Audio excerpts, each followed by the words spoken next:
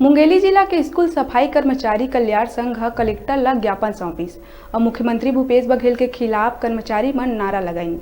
सफाई कर्मचारी मन के कहना है कि जैसे ही कांग्रेस के सरकार बनही तैसे ही सफाई कर्मचारी मन के मांग ला पूरा करे जाए के बात कहे गए रहिस, लेकिन आज 3 बछर हो गए उनकर बात ला आज कल करके टालत जावत है। सफाई कर्मचारी मन अंशकालीन ला पूर्णकालीन और नियमितीकरण के मांग करिस और महंगाई के बारे में बात करत हुए कहिन के 2300 रुपया महीना में हमार गुजर बसर नहीं हुआ है और कहिन मांग पूरा नहीं हुई तो रायपुर में अनिश्चितकालीन हड़ताल करही।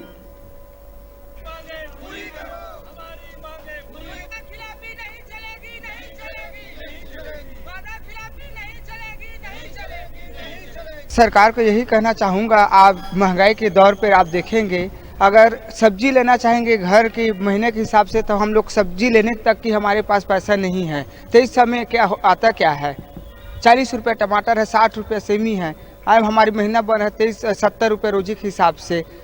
तो सब्जी लेने तक की हमारी औकात नहीं है। स्कूल सफाई कर्मचारी का शासन का हम लोग कर्मचारी कहला रहे, कितना दुख की बात है। हम एक ही बात कहना चाहते हैं, अब की बार नियमितीकरण करो सरकार। हम लोग छत्तीसगढ़ स्कूल सफाई कर्मचारी कल्याण संघ से हैं। आज हम लोग कलेक्टर और जिला शिक्षा अधिकारी महोदय को ज्ञापन देने के लिए आए थे।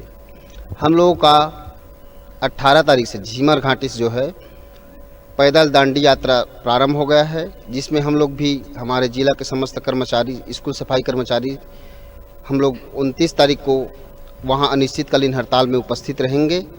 इसलिए हम लोग यहां ज्ञापन देने के लिए आए थे। कांग्रेस की सरकार 2018 में आई थी।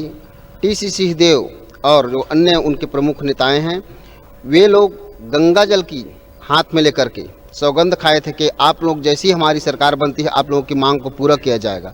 लेकिन आज 3 साल हो गए, हम लोग की मांग को आज कल करते करते पूरा टाल